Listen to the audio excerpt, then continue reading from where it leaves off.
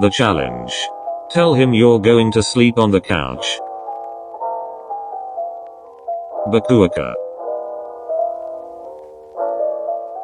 Bokuto peeked his head into the bathroom. Hey, Kashi. Akaashi set down his toothbrush beside the sink. Hello, Bokuto-san. Bokuto took a deep breath as he stepped inside and leaned against the wall. So I was thinking. Yes. I'm gonna sleep on the couch tonight. Oh. Yeah. He tilted his head, considering. Well, I suppose it's big enough. Okay. Akaashi stepped past Bokuto to walk out into the hallway. If you think it'll be more comfortable than the bed, Bokuto-san, I can't see an issue. Really? Not at all. Bokuto furrowed his eyebrows at his own reflection in the mirror. Like, you're sure? Akaashi's voice came from down the hallway. If that's what you want. Seriously? Of course.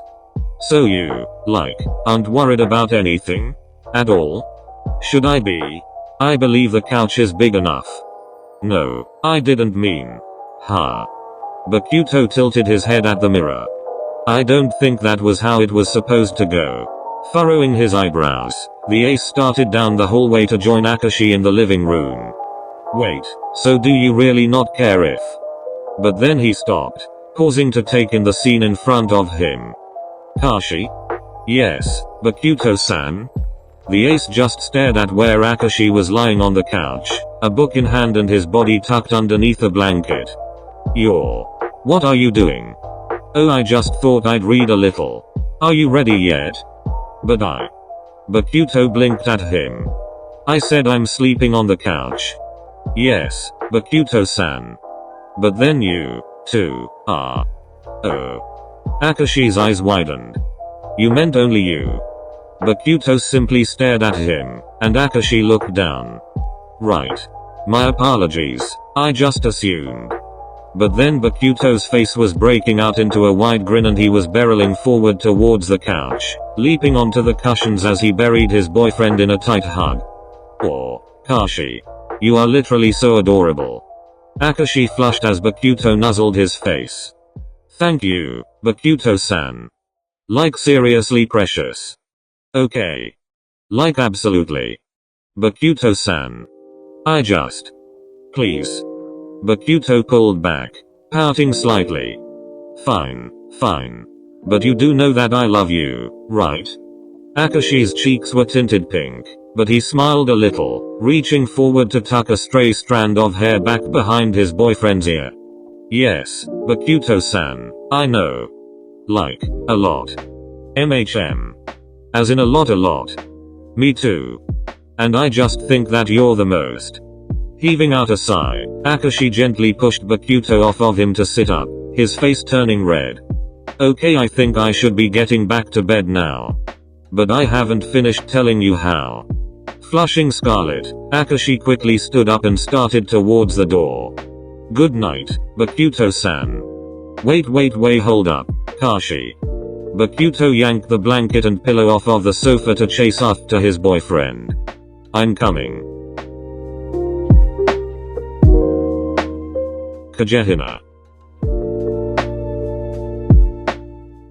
Kageyama looked up with a start when Hinata slammed open the door to their bedroom, his cheeks red. Hello.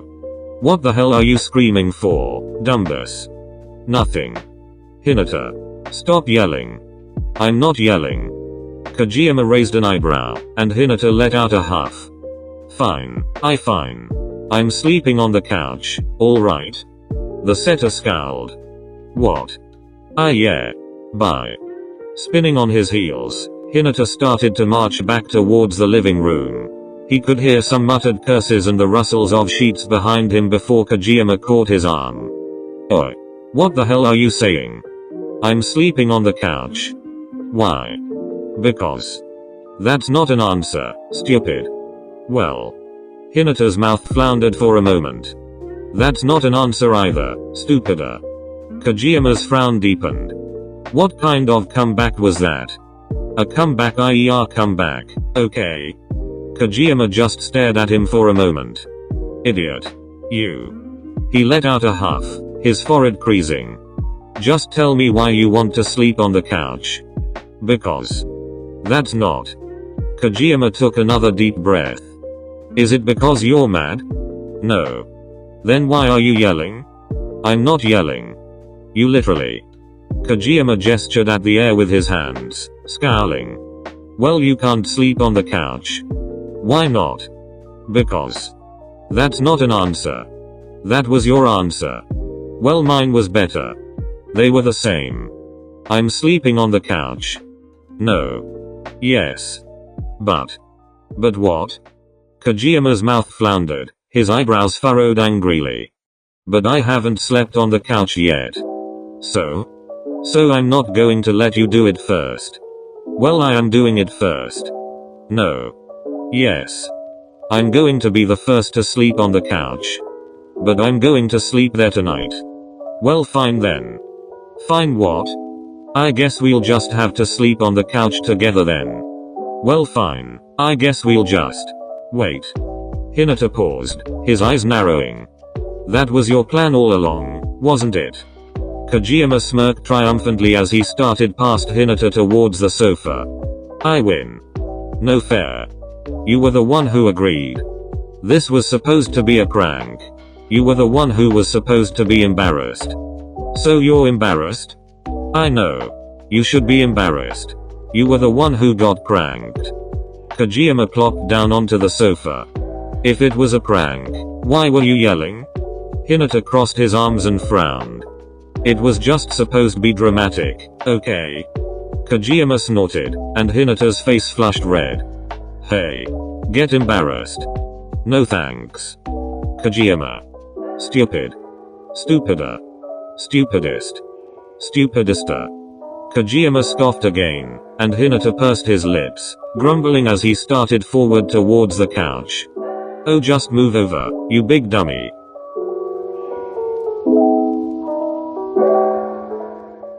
Tsukkiyama. Yamaguchi peeked his head into their bedroom cautiously. Hey, Tsuki? Yeah? The blonde glanced up from where he was lying on their bed to raise an eyebrow at the brunette. Yamaguchi laughed awkwardly. He sucked in a deep breath before blurting out the sentence in a rush. I think I'm going to sleep on the couch tonight. Oh. Tsukishima blinked at him. Did I do something? No, I think I'm just gonna. He gestured with his arms vaguely, his cheeks heating up. You know. Tsukishima studied his expression for another long moment, and Yamaguchi held his breath, waiting. But then the blonde turned back to his phone. Okay. If you want to. Yamaguchi still didn't move, only staring at his boyfriend. Is it supposed to be this easy? He cleared his throat. Alright, so. I guess I'll go now. Night. Yeah, good night, Tsuki. The middle blocker barely even hummed in response, however, and so after waiting for another second, Yamaguchi closed the door and turned around. Well.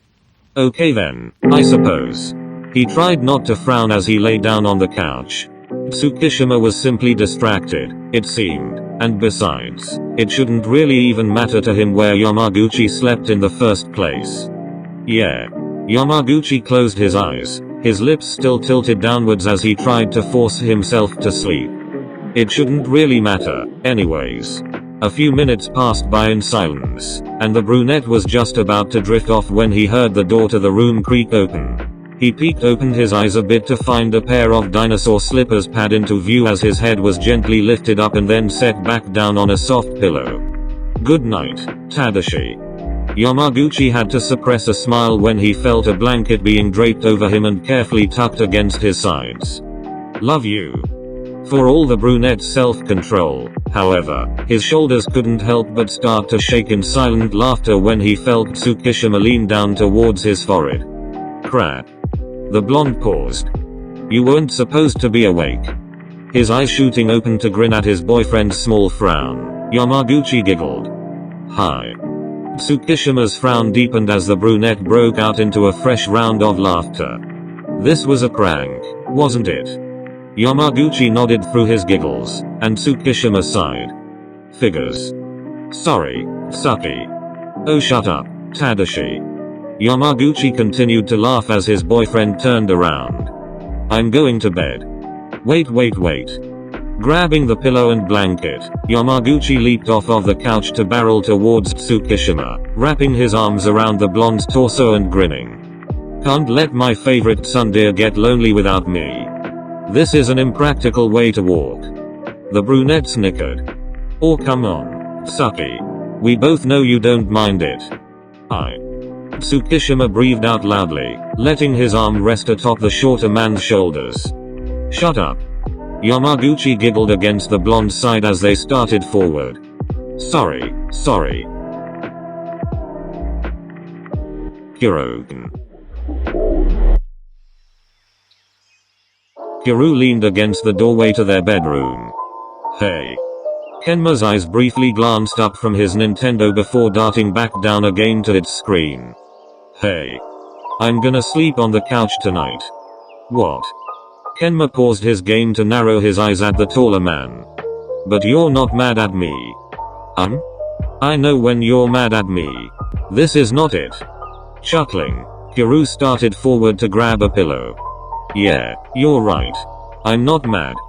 And the bed is more comfortable. True. So then why would you sleep there? Kuroo shot Kenma a smirk as he pulled a pillow off the mattress. You curious or something? Pressing his lips together tightly, Kenma picked up his game console and pressed play again. No. Whatever. It doesn't matter. Sleep wherever. Okay then. Kuroo lifted up a hand to wave as he started back towards the door. Night, Kenma. The setter only hummed in response, but Kuroo still smiled to himself as he placed the pillow on the sofa and dropped down onto its cushions, closing his eyes. After a couple of minutes, however, he could hear the door to the living room creak open, and Kuroo opened his eyes to find Kenma staring at him in the doorway, the blonde's face all scrunched up. Hey. The shorter man immediately ducked back into the bedroom, and Kuroo closed his eyes once more, laughing to himself. Well okay then. After another couple of minutes had passed, however, the door creaked again, and Kuroo opened his eyes to find Kenma standing in the room's threshold once more, his eyebrows furrowed resolutely. What's up? The shorter man turned sharply on his heels towards the kitchen. I'm just getting some water. Alright. Cool. Kenma's blonde hair disappeared as he walked into the kitchen, but once a few moments went by in silence, his head peeked out to stare at his boyfriend. Kuroo raised an eyebrow. You need something? No. Kenma quickly started back to the bedroom, and Kuroo bit back a smile. Kenma. What? You forgot your water. The door to the bedroom door shut with a thud, and Kuroo laughed quietly. He waited for a moment before calling out into the darkness. Make sure you don't get dehydrated. Smirking to himself, Kuroo closed his eyes. After another few minutes had passed by in quiet, however, the door creaked open once more, and Kuroo looked up to see Kenma dragging their bed's covers behind him, his mouth tilted downwards in a frown. Hello. His frown deepening, Kenma dropped the blanket onto the floor beside the couch and plopped down, pulling the covers up to his chin as he flipped over on the ground so that his back was facing Kuroo's smirk. Stop. Stop what? The bed is just too big. And the floor isn't? MHM. Kuroo laughed, and the room fell into silence. When Kenma still didn't respond after a few minutes, Kuroo heaved out a large exhale, leaning down to scoop his boyfriend and the blankets Kenma had rolled around himself into his arms and place them both beside him on the couch. This small enough for you? Kenma's eyes remained firmly shut, but he lifted his head up to rest his cheek against Kuroo's shoulder. MHM.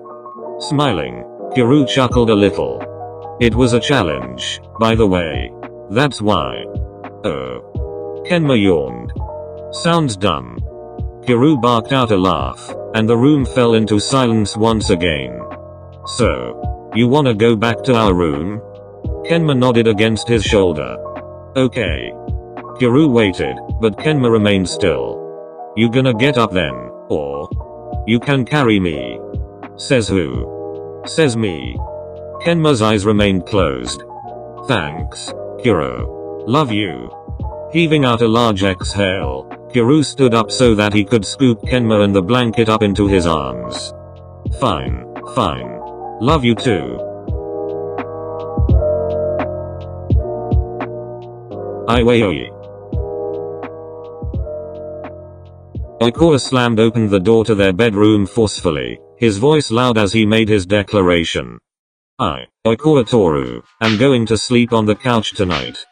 Iwaizumi, however, didn't even look up from where he lay on their bed reading a book. Like, seriously?